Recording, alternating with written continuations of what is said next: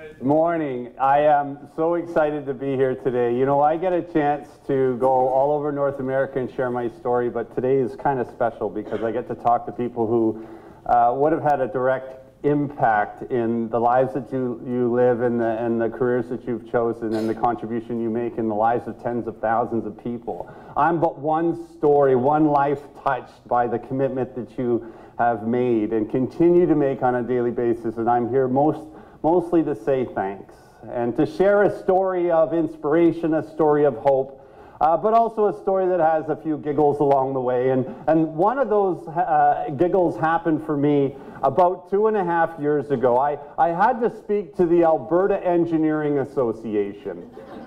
Now, I flew in, I lived in Vancouver at the time, and I landed in Calgary, and I was driving up to Red Deer where the conference was, and I thought to myself, what does a guy who was homeless, pushed a shopping cart around, and lived under bridges and tunnels for 10 years of his life say to people who build bridges and tunnels for a living? And the best thing I could come up with was, thanks. Keep up the good work. Oh, it was funny. Sometimes I get a little nervous. You know, I know. Michelle and I were talking, and she says, "I'm nervous." I said, "Don't be nervous. These people love you." And but sometimes I get particularly nervous, and sometimes it's my audience. Now, you guys are cool. You don't make me nervous, but about 1.5 months ago, I had to speak to the Canadian Police Chiefs Conference. I had 800 police chiefs looking at me from across Canada. I was more nervous than Mike Duffy's accountant, I'll tell you. I wasn't sure if that was going to work or not. Didn't work in Ontario very well. I told them my story, and you know, it's really great to be here. I'll tell you a little bit about my background. I'm half Irish and I'm half Scottish, which means I always want to drink, but I never want to pay for it. I don't know which group I offended more with that comment. I love having a sense of humor, and I love hearing laughter. To me, laughter is audible hope. You know, every day that I wake up and I'm conscious about the anomaly that I am and how, you know, there's so many times when I shouldn't have made it out of that lifestyle.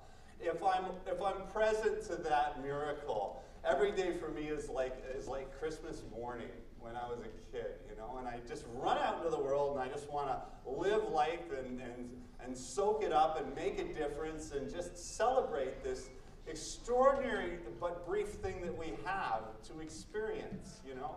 And I believe that humor is that wonderful expression of audible hope. You know, humor is one of the greatest coping mechanisms, I believe, as well. There isn't a person in this room who doesn't go through challenges and adversity in our lives. Every time we turn a corner, we're finding that life lifes us. I don't know if it hasn't happened to you. It might this week or next. You're wandering down the road of life, minding your own business, and stuff happens. And it's in those moments that we get to define what that means. And the great thing about having a sense of humor is it allows us to shift the context of what we're looking at and allows us to make new meaning. Now, that's a powerful thing. You know, for a lot of years in my life, I wandered around like a victim. I wandered around like the world had just happened all over me. And I realized today that the journey that God has put me on has really helped to position me to be able to speak into some key issues that are important. One of the greatest gifts I have today is I have access to children. They listen to me. This past week, I got the opportunity to speak in Belleville, Ontario, to the entire class of Trenton High School. And then I went over to St. Paul's and I talked to their grade 9s. You know, but coming back to humor, humor is that wonderful thing that allows us to shift the context of what we're looking at, allows us to make new meaning, and allows us to move forward. Sometimes in the face of things that are difficult to move forward in. We all face adversity. We face it in our lives. We face it with our marriages. We face it in the economy.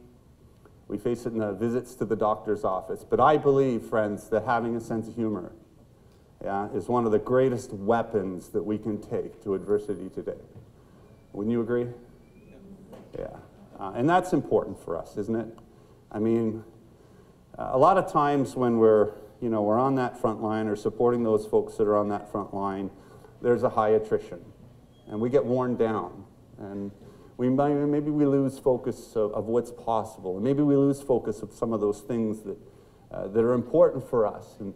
And we forget why. For me, that audible hope is important because for a lot of years in my life, there was nothing really to laugh at. Marie, can I get you to help me advance the slide deck, please? Thank you so much. This is my lovely bride-to-be, Marie. She comes with me everywhere. I have to tell you a funny story about Marie. And I hope you find it funny because she's really going to get me later for it. But I had to speak to a giving group in Toronto, the large stakeholders and folks that were bequeathing large gifts yesterday to the Salvation Army. And the person at my head table was Colonel Sandra Rice. You know where this is going. I swore I heard Marie say, "Will you pass the salt, Colonel Sanders?" She didn't. She said Colonel Sandra, but anyways. Sandra's a lovely, lovely woman, so she forgave me. Let's go to the slide of me. We talk about humor and having perspective on life. In 1989, that was a picture of me. And for some of you, I was that high-volume customer. I was in and out of shelters. I was in the food line every day. I struggled with mental health. I struggled with addiction. I struggled with homelessness. I struggled to find food in an urban environment. Although it wasn't Edmonton, it was Vancouver. If you look at me back then, you would challenge yourself on what's possible. But I know that I'm talking to a group who's a possibility mindset group. And one thing I teach the young people when I speak to them is I ask them a loaded question and say, what is the possibility of that man transforming? What is the possibility of that man finding himself? What is the possibility of that man becoming a good father? To being a youth advocate, what's the possibility? Well, the answer we know is 100%. A possibility is the thing that never goes away. It's always present. Probability is what we're actually talking about. Now, the probability is low, but we don't invest in probability. We invest in possibility. And that's why I'm here today, because people invested in my possibility. And the only reason, because there was a moment in my life when I lost sight of that possibility. There was a moment in my life when I didn't think I could go on. And I was that kind of man back then that was angry and very hard to love. When I was being interviewed by the National Post or Maclean's, I can't remember which one, they said, you know, you're a self-made entrepreneur. And I said, time out. I said, I'm not a self-made anything. I'm here by the grace of God and 10,000 volunteers. I'm here because of you. And I never lose sight of that. The only thing I maybe can take credit for in my life is I set goals and I continue to live my life on purpose and move towards those goals. And I kept myself in action. But again, with lots of support and lots of mentorship and lots of great friends. When I was growing up, you know, one of the things I tell young people is that I came from a very normal middle-class Canadian family.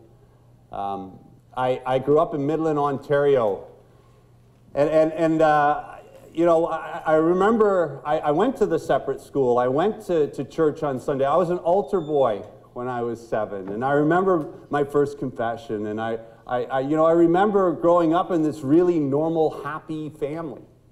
Dad went to work and Mom stayed at home. I had an older brother and a younger sister. I had a dog named Angus. You can see him in that picture.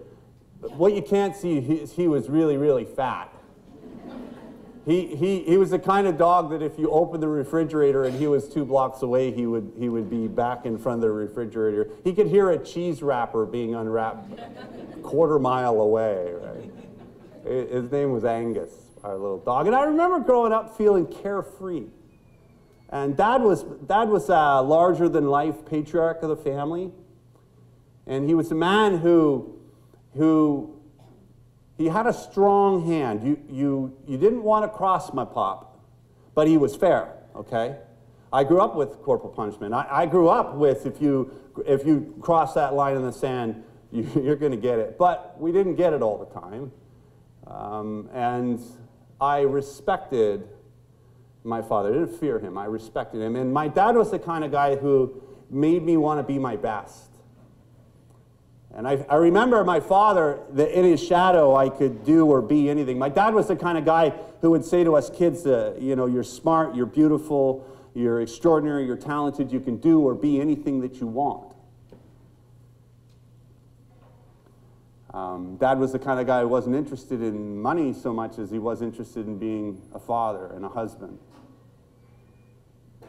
In 1975, Father Tony came to our house, 4:30 in the morning. And I still remember the sound that my mom made when she let us know that our dad was no longer on this earth. He had gone. Dad was 35. And, you know, I get my sense of humor from my pop, but I get my strength from my mother. Literally overnight, we went from security. See, Mom was a homemaker. She didn't have a career. She had $187 in the bank.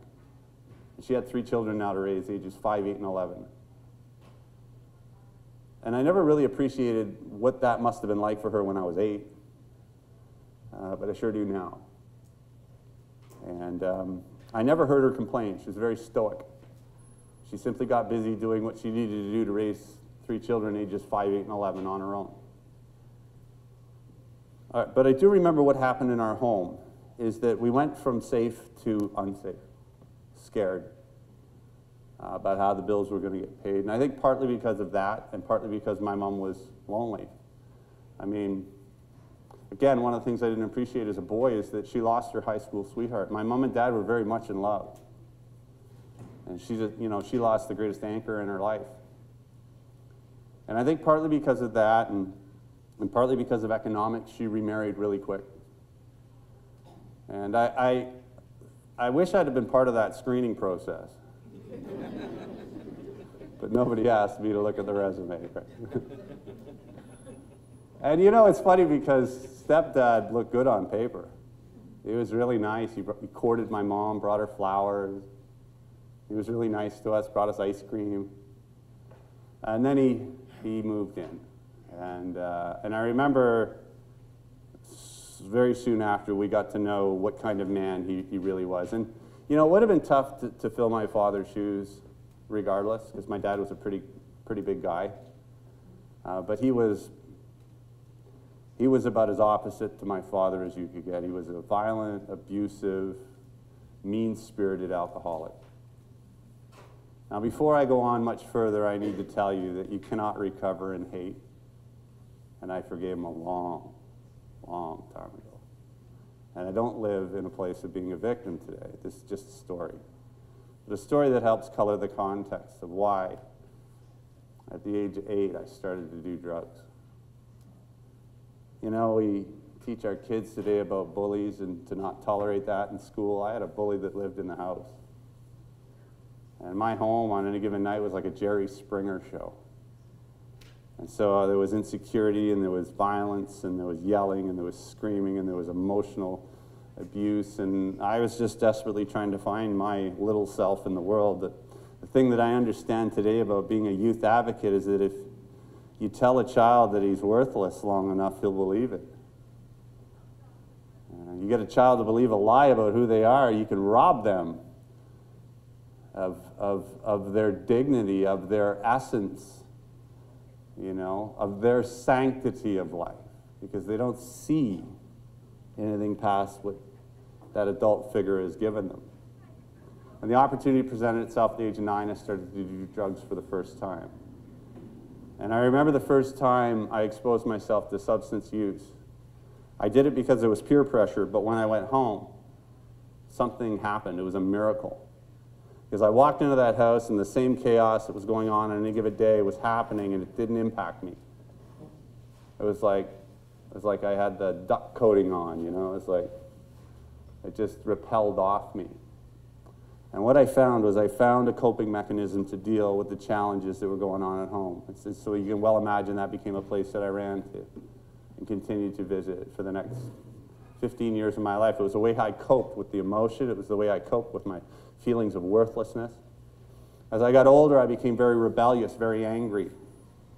I felt that the world had ripped me off. Did somebody's tweet just go off? I would love to hear a song. Who was that? Nobody's volunteering, eh? Okay, confessions on Sunday. So, where was I? Where was I? 15 years. Yeah, 15 years. See, it's a good thing I got help. I mean, the 80s were rough on me. We might have had to start right back at the beginning. Woo-wee! Yeah, for the next 15 years, by the time I was 15 years old, I was really rebellious at home, and I began to be very non-compliant with my stepfather. And I had grown about 2 feet, which was really good for me, not so good for him. And I started to come out in the better end of those exchanges, and I had to go. It was that simple. And at 15 years old, I found myself out of the house. I wasn't homeless right away, but I was out of the house and out of those key support things. You know, when we look at youth homelessness, we look at troubled teens, we see those, what are some of those root causes?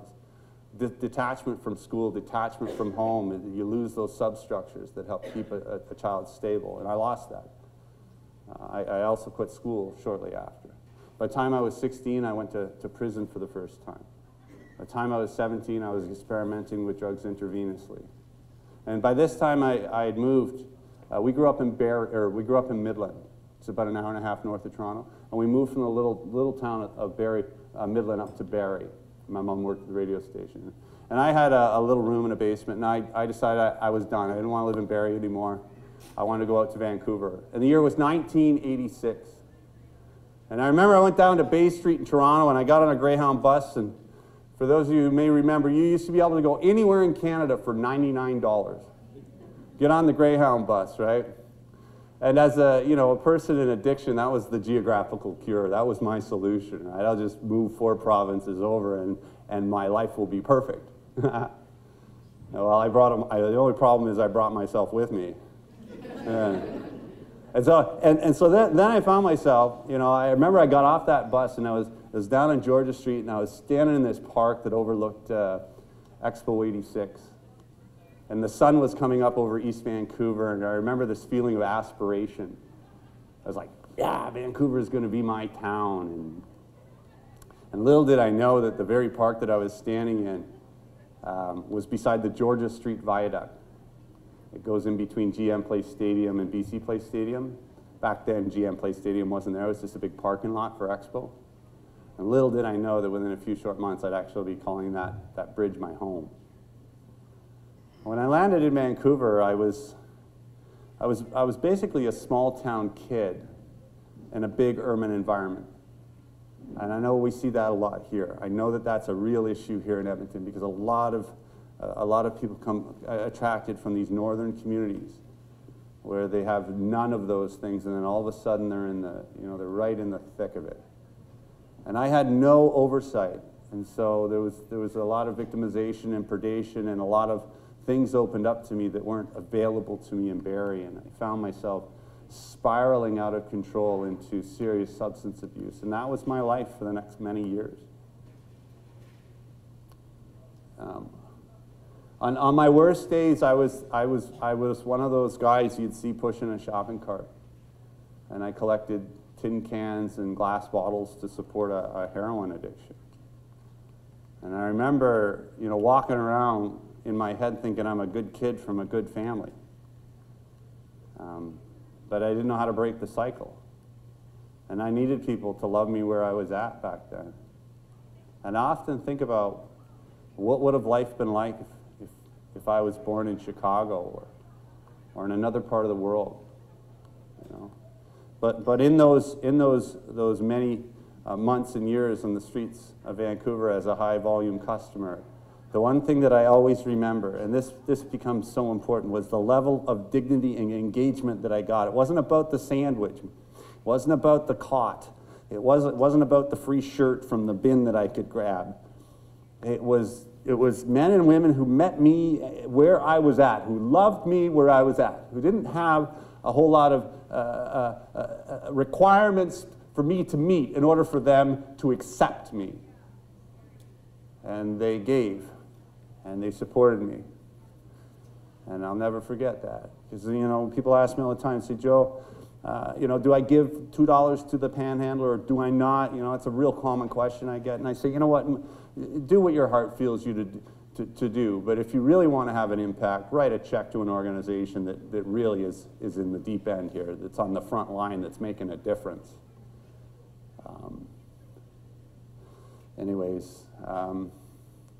For a lot of years, my tomorrows simply looked like yesterday. And my life just progressively got worse and worse and worse. One morning I woke up and I had the absolute worst day of my life. It was 3 days before Christmas, 1989. And I woke up underneath that Georgia Street viaduct and I was really, really sick. Now, one of the fortunate things about being homeless in Vancouver is, as you can well imagine, it's not as dangerous as being homeless in Edmonton.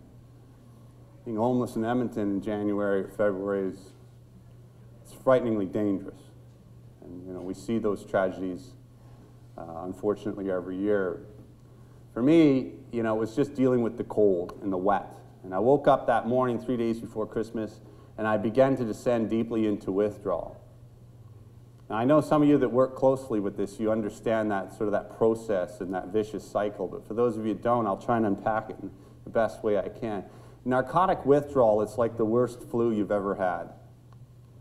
You know, if you've been sick with the flu in the last 5 years, you know that debilitating feeling, the uneasiness, the hot sweats, the cold sweats, not being able to sit still, not being able to sleep. The only problem is you're armed with the knowledge that $10 will make it go away. And I don't care how good your moral upbringing is. You chase that. And as much as you want to change, you don't have the tools in your toolkit to undo some of that stuff. And that's where I was. I was a good kid from a good family who didn't want to be in that situation, but didn't know how to unlock my possibility by myself. You know, human beings are meant to live in community for this reason. Yeah? You know, iron sharpens iron. So it is. Anyways, I woke up and I went downtown and I needed $10 in the worst way, and I had my shopping cart, but I didn't feel like jumping in and out of dumpsters for 3 hours to collect $10 worth of cans, and I was sick and I began to weep, and I sat on a park bench in Pigeon Park, and I was broken. I was just completely broken as a human being, and I needed $10, and I didn't want to steal it. I didn't want to rob somebody, didn't want to hurt somebody, but I didn't want to keep feeling the way I was feeling because it was really, really terrible. Just wanted to get 6 more hours and I'd figure out what my next move was. At this point in my life, I had no access to money or resources, anything that I had, I'd already sold, and I only had one item left. And I remember I sat in that park bench and I looked down at my feet, and I made the poor decision to part with the last item that I had that was of any value. And I waited for the bar across the street to open. It was called the Rainbow Rooms. It's called the Pennsylvania today. And I remember I marched over there on a mission to do something drastic, but it was my only move. And I walked out of that bar a few minutes later without my boots. And I remember feeling the shame because my friend John gave me those boots. And I remember the instruction he gave me when he gave them to me. He said, whatever you do, Joe, don't sell these. You need them. I know they're worth money, but don't sell them. And I remember walking out of that bar and walking up the street, and the tears of shame just streamed down my face. And I was done. I was cooked. And I believe that that's where the miracle happened. It is at our weakest points in our lives where we then become supported. and we become willing to change and do something different. And in that moment of complete and utter weakness, I cried out. And I'd done something I'd never really done a lot before. I said a little prayer. And I asked for help. I said, God, help me. I'm broken. I've made all this mess of my life. I'd really love it if you gave me a mulligan. You know, I'd really love it if you gave me a do-over. And I remember I made 2 promises on that street corner. I said, if you give me a chance to reboot my life, I promise I will make the most of the opportunity. And the second promise I made is I promise I'll do something to help others. And I never really thought too much about that little prayer. But there was a drop-in center that I used to go to on a regular basis. And about 3 days after that event, I went into that drop-in center, and the worker that I encountered, and I used to just go there for stale donuts and coffee. But for some reason, I began a dialogue with this person. I don't even know who they are. And they said, well, why don't we try and contact your mom? Now, the interesting thing about the relationship I had had with my mom is Mom and I had a very strong, strong relationship. And she had never given up hope, but she got to a place where it was tough love. And she said, I love you, son, but you're on your own. You want to kill yourself? I'm not watching that. But if you ever are serious about getting your recovery together, you call me and I will move mountains to help you. And I remember I worked with that caseload worker, and they did a little recon, and they found my mom's number, and I phoned her, and I cried, and I said, Mom, I want help. She says, are you willing to do the work? I said, I am. I am willing to do the work. She says, okay.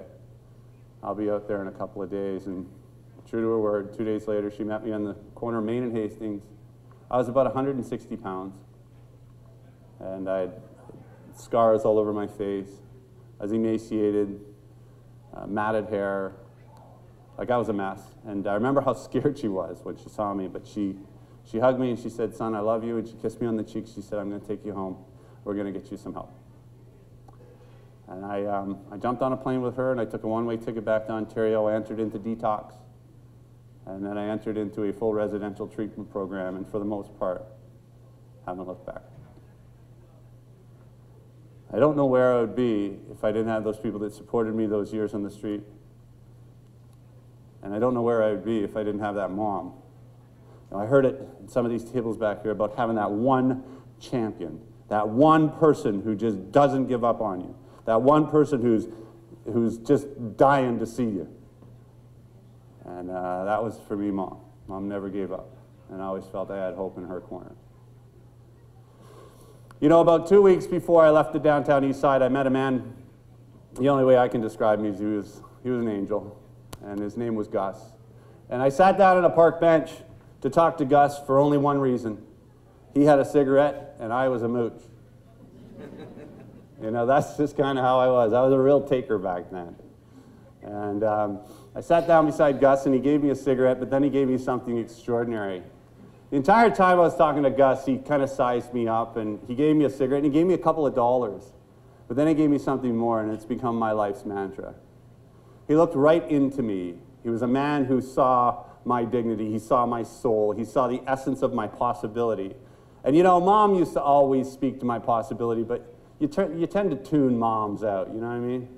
Moms and dads, I mean, that's their job, to speak to your possibility. But this was the first person other than my mom who said something extraordinary. And what he said to me was, he looked at me, and he was about 75 years old, and he had these piercing blue eyes, and he said, you know, Joe, he said, there's more to you than you can see. There's more to you than you can see. I need everybody to stand up. Oh no, he's interactive. I want you to turn to the person next to you, and I want you to repeat. You can form a group of 3 if you need to. And I want you to, on the count of 3, I want you to say, there's more to you than you can see. Are you ready? 1, 2, 3. Excellent. Now turn and face forward. And I want you to, on the count of 3, and you need to beat that group I had in Toronto yesterday. You think you can do that? Are you up for it? You're going to dig deep. You're going to find some energy. And on the count of 3, you're going to say, there's more to me than I can see. Are you ready? 1, 2, 3. There's more to me than I can There sure is. Give yourselves a hand and sit down. Thank you for that photo.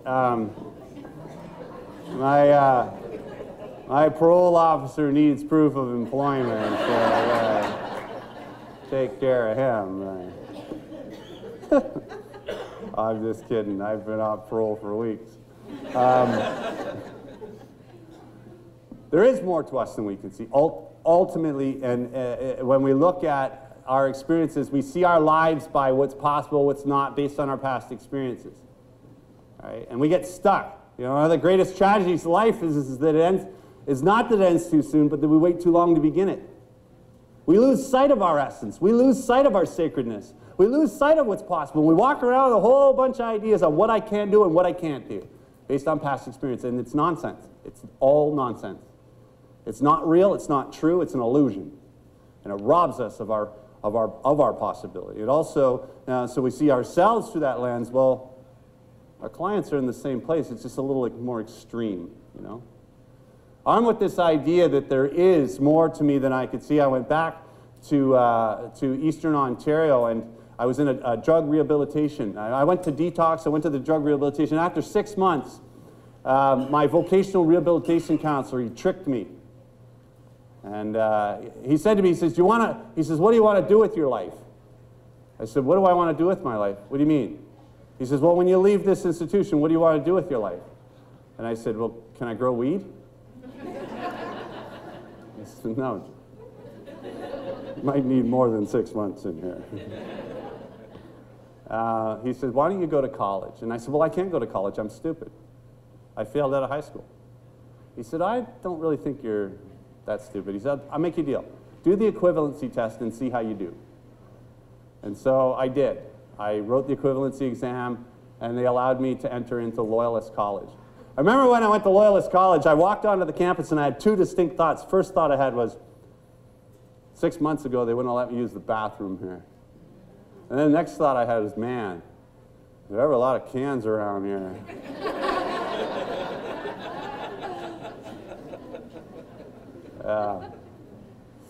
So I started to do really well, and I had these professors, and I let them know my story because I wanted them to understand me. And it turns out I wasn't dumb, and they worked with me and started knocking off the rough edges and helped me reintegrate back into community. And I started to form a leadership role at the college. And the weeks turned into months, and months turned into years, and finally, after 3.5 years, I walked across a stage like this on a beautiful day just like today.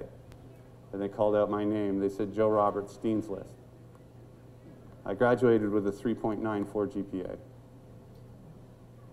And I remember I had all my friends and support people in the audience. They were hooting and hollering, bringing down property values, making everyone around them nervous.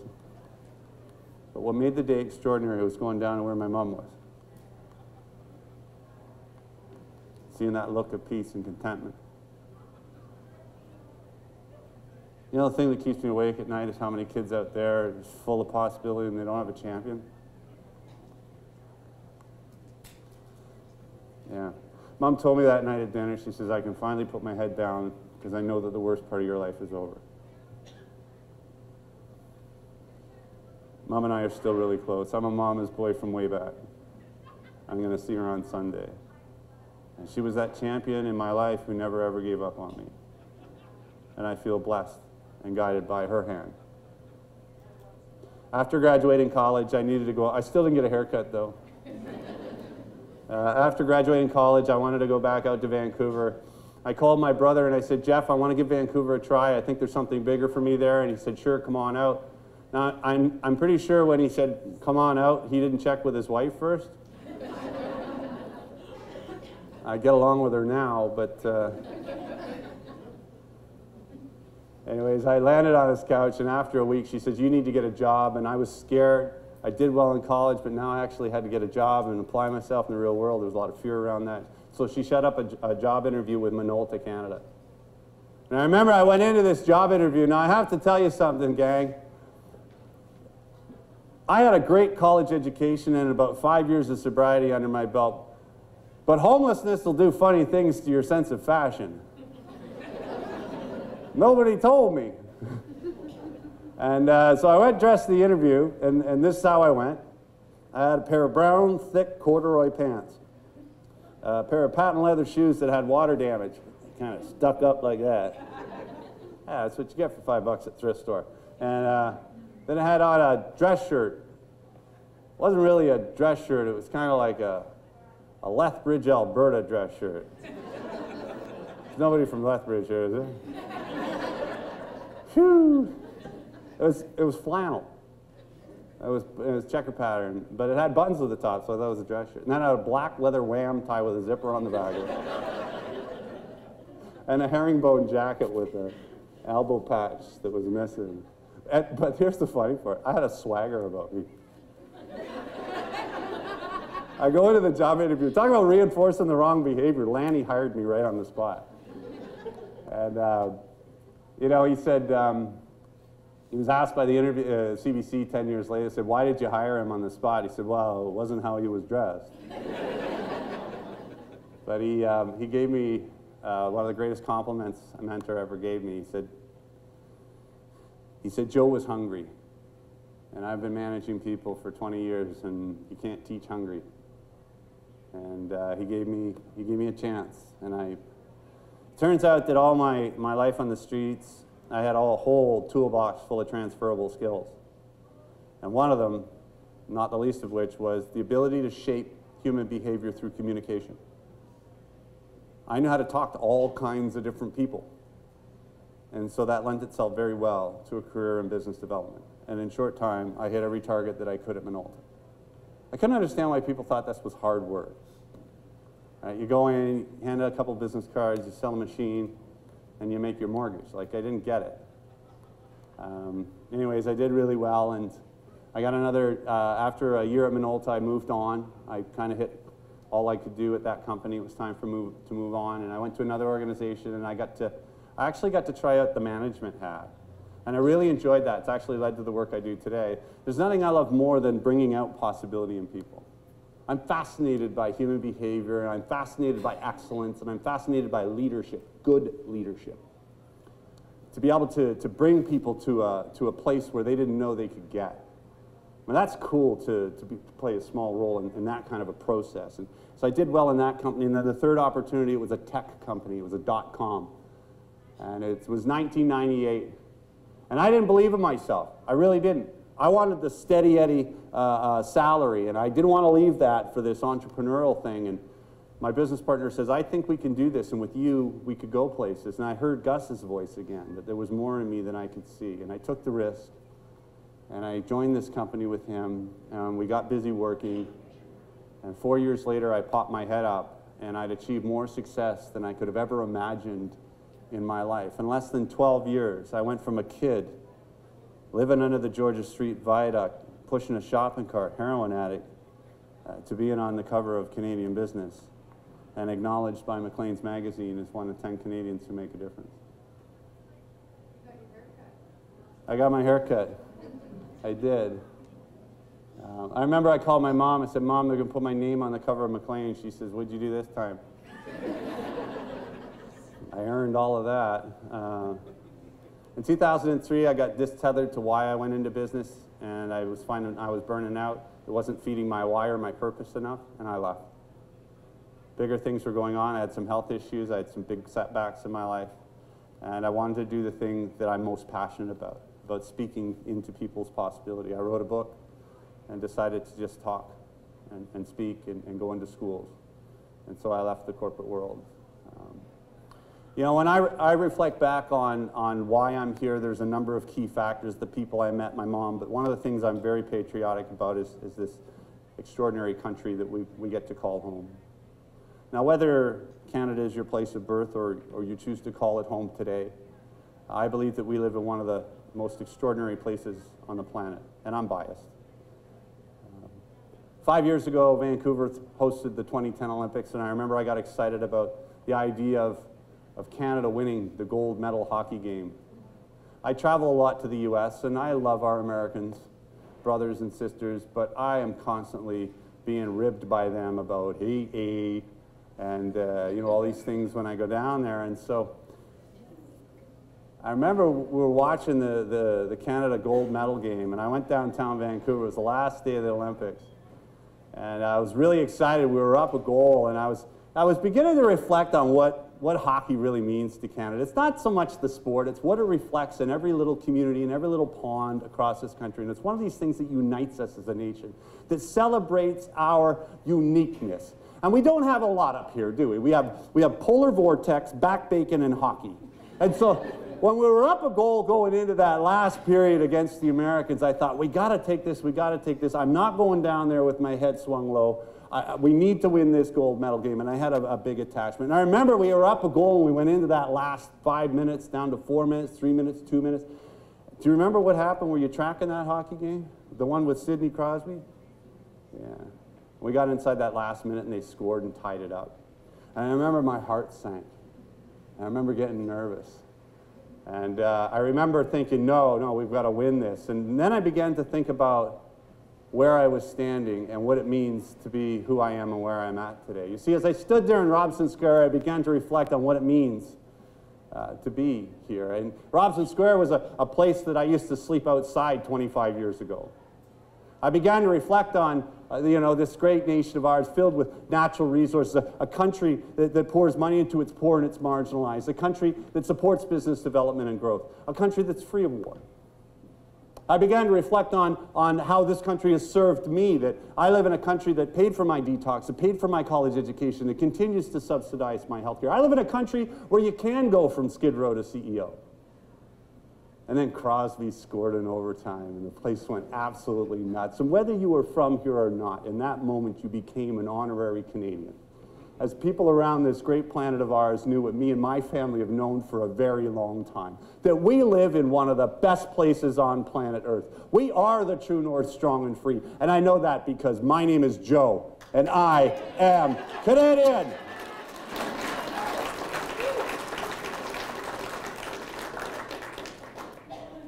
That's from a beer commercial.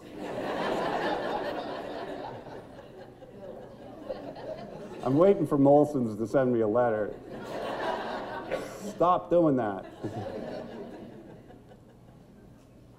Today I live in Barrie, Ontario with my lovely bride-to-be, Marie McDonald, who incidentally we dated in grade 10. And that's a whole beautiful, lovely story of serendipity in and of itself.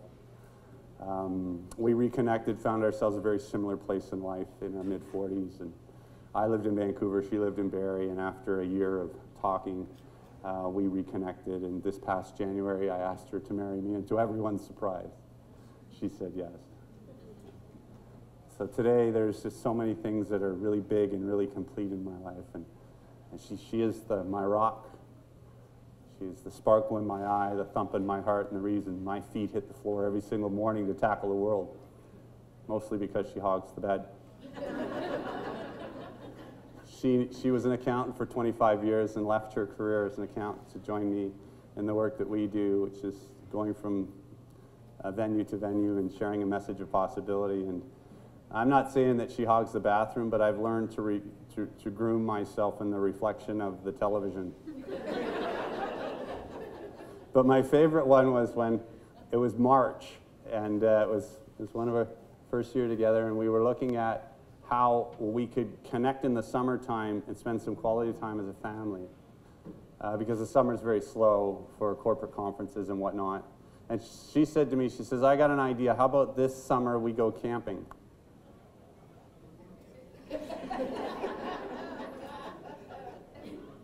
You want me to, hold on, you want me to volunteer to sleep outside?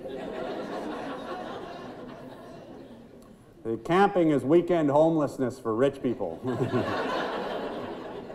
I tried camping, call it the 80s.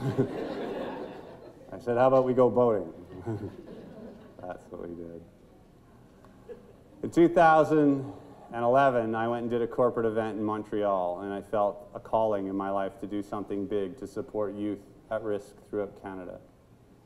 And I felt in a very strong way that God had called me in to do something bigger, and I felt in a very big way that this was that second promise that I promised on the street corner 25 years ago. I came out of this event in Montreal where I'd taken 350 corporate leaders from Aeroplan Canada, and we did a sleep out. We also did some panhandling, and they made sandwiches for a local youth organization called Dans la Rue. And in less than a 30-hour period, we had raised $80,000. But the biggest win was when the CEO, who was the former CEO of Coca-Cola Canada, said to me, "I will never, ever, ever look at this issue the same." And when he said that, I got excited. I got an opportunity to share a story and do things that can have an impact at different places in this country, that could shape policy, that could create conversations at a municipal, provincial, and federal level, that could create different kinds of conversations in those corporate boardrooms. And I went back to BC, and I said to my business partner, Sean, Dr. Sean Richardson, psychologist, brilliant guy, I said, "Sean, I want to take this experience and I want to go across the country. And I want to inspire Canada to think differently about how we invest in youth homelessness." See, I look at my story as the kid with the shopping cart, and I think, what if there was something to intervene? Instead of seeing me end up underneath the Georgia Street Viaduct, what if there was something in place to prevent some of that from happening? And so with an altruistic thing in mind, we set out to change the way we invest in youth homelessness. And I said, well, what are we going to do to inspire Canadians? We had this experience in Montreal, and it was really funny. We were on a WestJet flight into Calgary, and Sean said magic words to me. He says, "You know, Joe," he says, "for some reason, Canadians love when somebody walks from one end of the country to the other. It's the only country in the world that has one highway and engages 85% of its population." Then he said these words. He says, "I don't know, Joe." He says, "Why don't you push that symbol of homelessness that you're trying to avoid for young people across Canada? Why don't you push a shopping cart across Canada?" And I remember the hair on my neck went up. The other thing about Sean is a real brilliant guy. He's got his doctorate, but he spits his food when he talks.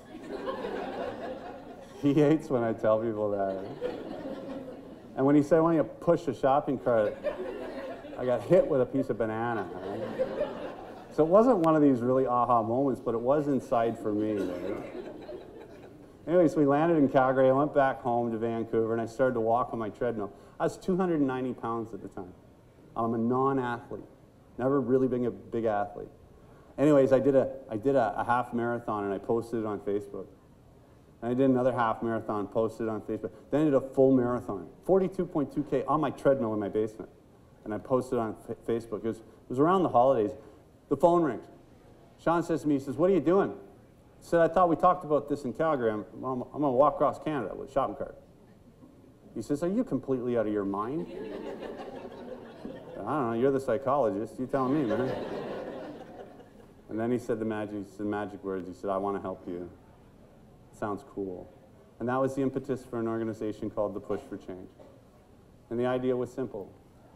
We could get from one end of the country to the other to engage young people in schools and engage community and service groups on the idea of investing in young people.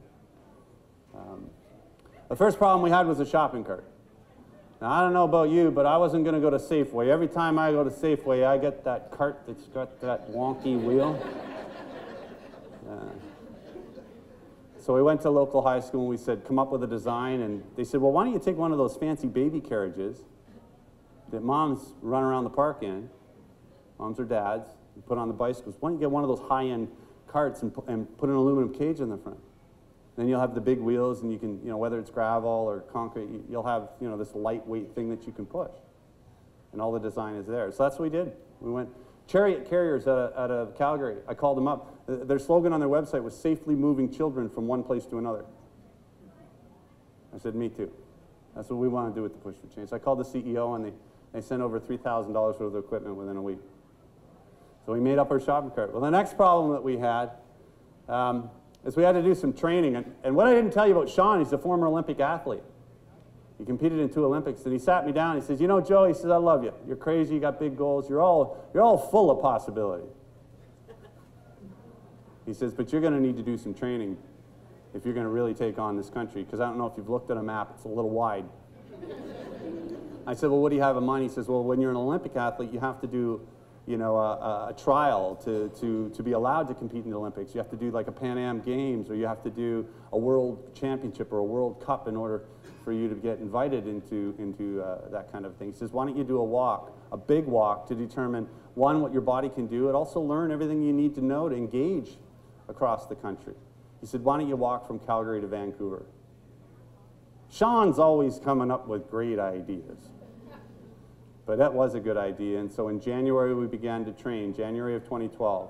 The idea was simple. If we could get from Calgary to downtown Vancouver, we'd have everything we know to engage the country and walk across Canada. So that's what we did.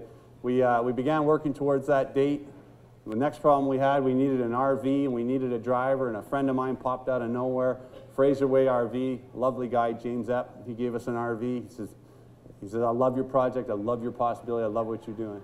And so we grabbed the RV, we grabbed Bobby McGee, and we headed to Calgary.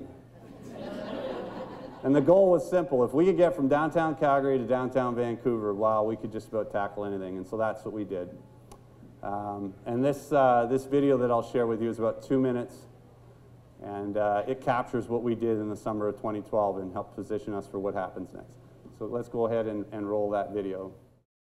Over the course of 56 days, traveling 24 kilometers every single day, 6 days on, 1 day off, I successfully pushed a shopping cart from downtown Calgary to downtown Vancouver, proving that anything is possible.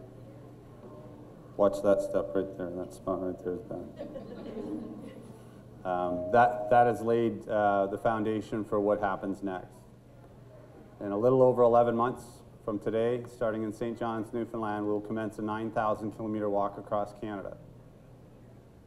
Walking through 10 provinces, engaging in 3 northern territories, 517 days in 1 Canadian winter, with one possibility: to create a better future for kids like Cameron and Sydney. I believe that we have an opportunity to change and do something different. And if I can take a few years out of my life to take a stand for something inspirational and powerful, and to engage the volume of the conversation in a different way, I believe that we can create a different kind of world and a different kind of country. And that's a possibility that I'm willing to step in and move towards. I believe that there is infinitely more inside each and every one of us than we know. But oftentimes we don't take those courageous actions to fail going forward. We stop short of what's possible for us. And I believe that it's sometimes a tragedy. Today, with confidence, I move forward into my possibility and to shape that possibility for other young people. But not too long ago, I was one of those clients sitting on a park bench. I'll leave you with a poem I wrote. It's called "There's More to You Than You Can See," and then we'll break for lunch. He picked up a can and continued his walk, this man I saw today.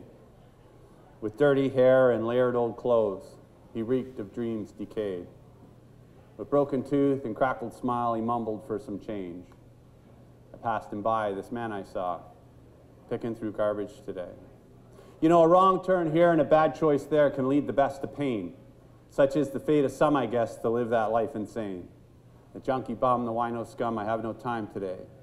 I'm off to live my life divine. I passed this man today. So off I walked beyond the block and waited for the light. Beside me was a hair salon with mirrors shining bright. I looked at the man in the 3-piece suit staring back at me that night, for it was me looking nothing like that man I used to fight. For back those blocks left years behind before I found the key. And I realized that man I saw was nothing more than me. Behind me is a broken man, a man you see now free. Life is grand when we understand. There's more to us. There's more to us. There's more to you than what you see. On July 26, 1991, I began a journey searching for the better part of me. And I found it, thanks to the better part of you. And I'm one of the tens of thousands of human beings that you touch every single week and month in the work that you do. Stephen and I had a conversation after I spoke at the Interfaith Homelessness Conference this past year. And he reminded me of a story, and a piece of that story that we don't often really ask the question. And it actually came up this morning, and it's the story of the Good Samaritan. You know, we know the story of the Good Samaritan and what Jesus was trying to teach. That the two that walked by and ignored, and the Samaritan who had that disconnection still reached out and he helped that man. And he took him to an inn, and he paid to have his wounds healed, and he paid to have that man housed, and he paid and said, whatever it takes until that man gets on his feet, I'll cover that. And that made him a good Samaritan. And it's a wonderful story, and we teach it to our children, and it's so rich in allegory. But what Stephen said to me is, he says, now I get it. He says, because we never found out what happened to the man.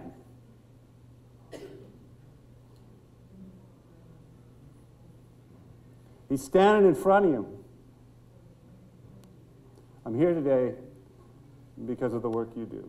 Thank you. It means so much to me, but it means even more to them. So for who you are, God bless.